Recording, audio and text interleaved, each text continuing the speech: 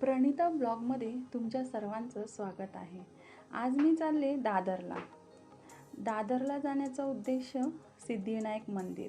फुल मार्केटमधून पुढे निघाले तर स्टेशनच्या बाहेर दादर वेस्टला सिद्धिविनायक मंदिरला जाण्यासाठी शेअरिंग टॅक्सी असतात।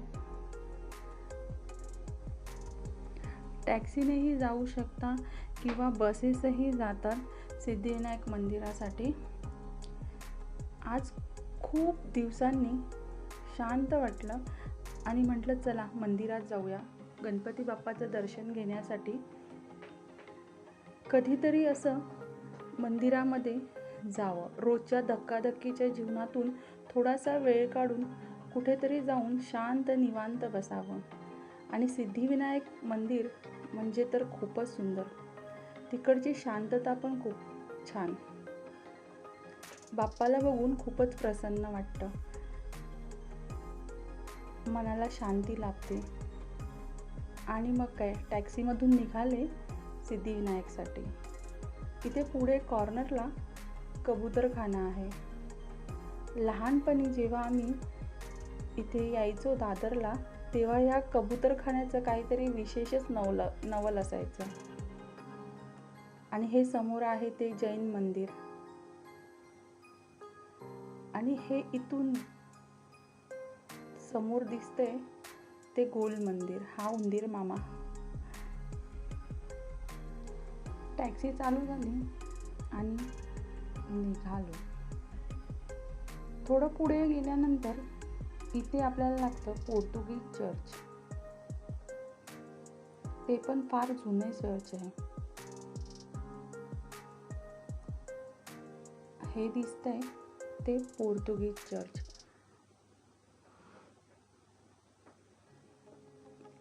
तसं तुम्ही चालतही सिद्धिविनायक मंदिराला जाऊ शकता।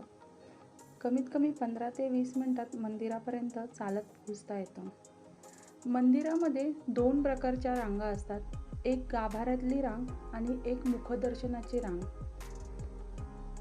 माझ्याकडे वेळ थोडा कमी होता म्हणून मी मुखदर्शनाच्या रांगेमधून दर्शन घेण्याचं ठरवलं।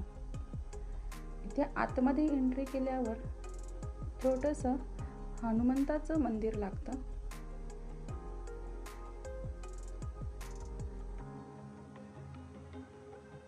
आणि इथून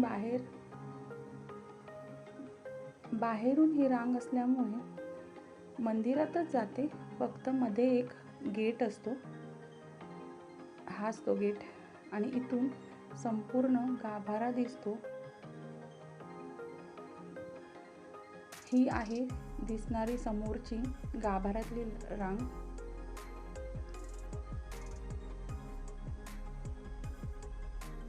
इथे उभं राहून हवे तितका वेळ आपल्याला दर्शन घेता येतं गणपती बाप्पाचं।